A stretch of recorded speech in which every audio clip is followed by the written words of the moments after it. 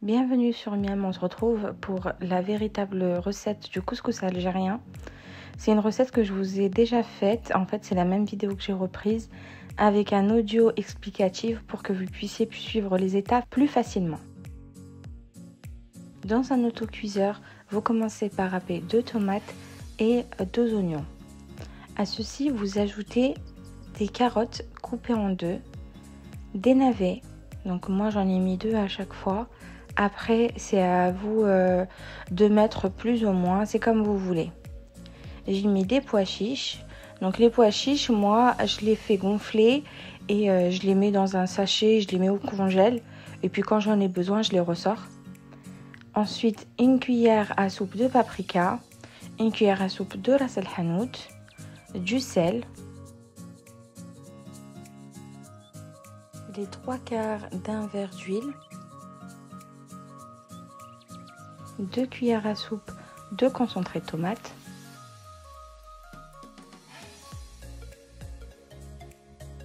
pour la viande, j'ai opté pour du gigot et du collier d'agneau. Donc pour le couscous algérien, en général, on met de l'agneau. Ensuite, on va venir couvrir tous les légumes avec de l'eau et on va laisser cuire dans l'autocuiseur. En parallèle, je vais préparer ma semoule. Donc moi, j'ai pris de la semoule moyenne que je vais venir rincer. Donc je vais mettre ma semoule dans un saladier. Ensuite, je vais la couvrir d'eau et je vais enlever l'eau immédiatement. Une fois que j'ai rincé ma semoule, je viens la disposer donc dans un grand récipient et je vais venir la travailler. Cette étape est très importante. Donc il faut vraiment bien travailler votre semoule. Un bon couscous, c'est un couscous qui prend du temps à faire. On travaille la semoule avec un demi-verre d'huile. Donc on vient faire comme sur la vidéo, c'est-à-dire on va venir incorporer l'huile de partout. Cette étape elle est très importante parce qu'elle va permettre à la semoule de gonfler. Et c'est ce qui va vous permettre aussi d'avoir une semoule qui est fondante. Donc ça c'est vraiment très important. Sachez aussi que pour le couscous algérien, il n'y a pas une seule et unique recette. Il y en a plusieurs, il y en a qui mettent de la courge, il y en a qui mettent des fèves. Il y a plusieurs et diverses recettes.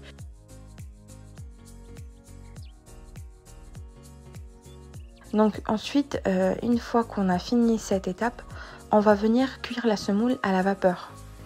Et donc moi, l'étape de la vapeur, je la fais 2 fois. Et pour moi, le résultat n'a aussi rien à voir quand on fait 1 fois ou 2 fois. Donc si vous faites 2 fois à la vapeur, vous aurez vraiment cette semoule qui est fondante. Donc après la première cuisson à la vapeur, donc on va venir saler la semoule et on va venir la retravailler comme la première fois. Et en fait cette fois on va mettre de l'eau petit à petit dans la semoule. On va prendre à peu près l'équivalent d'un bol d'eau. En fait ça dépend de la quantité de semoule que vous avez. Donc là moi j'ai pris une casserole. Et vous allez venir arroser votre semoule et en même temps donc la travailler et défaire tous les grumeaux. Il est très important qu'il n'y ait pas de grumeaux dans votre semoule. Et une fois que vous avez bien travaillé votre semoule, vous la laissez reposer pendant 30 minutes avant de la faire cuire à nouveau à la vapeur. N'oubliez pas de vous abonner à la chaîne, c'est très important pour que vous puissiez avoir plus de contenu et suivre plus de recettes. Donc comme je vous ai dit, j'en ai plein à vous partager. Je vais essayer d'être régulière et de poster très souvent. Donc après avoir laissé reposer 30 minutes, donc on va refaire cuire à la vapeur. À 30 minutes de cuisson des légumes, on va venir ajouter des courgettes parce que les courgettes ça cuit rapidement.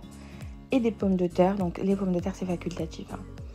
Donc, et des pommes de terre et on va laisser cuire de nouveau pendant 30 minutes. On va venir beurrer la semoule une fois qu'elle a fini de cuire à la vapeur. Le beurre va vraiment permettre d'avoir une semoule onctueuse, d'avoir un couscous vraiment royal. Donc voilà, donc là on va enlever les légumes, on va dresser notre semoule avec les légumes, avec l'agneau, etc. Et on va pouvoir servir. Donc j'espère que la vidéo vous a plu, que cette partie audio aussi, parce que vraiment comme je vous ai dit, j'ai refait la recette avec un audio juste pour que ce soit plus facile pour vous et que vous compreniez toutes les étapes. Donc je vous dis à très bientôt sur Miam. N'oubliez pas de vous abonner et de liker la vidéo.